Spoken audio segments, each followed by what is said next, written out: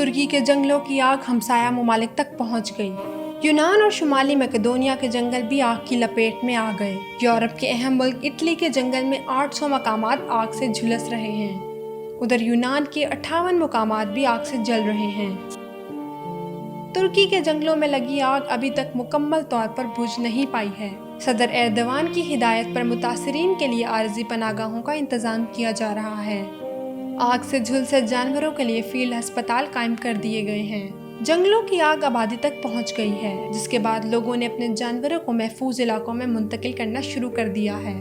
ترکی کے جنگلوں میں گزشتہ ہفتے لگنے والی آگ سے ہونے والے نقصانات کا ابھی تک تخمیناً نہیں لگایا جا سکا ہے۔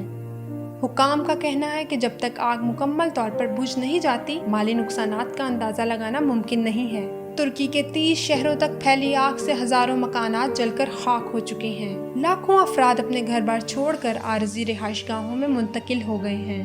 ترکی کے جنگلوں کی آگ بجھانے کے لیے برادر اسلامی ملک آذربائیجان سے ایمرجنسی یونٹ کے 100 اہلکار انطالیہ اور دیگر شہروں میں مصروف ہیں۔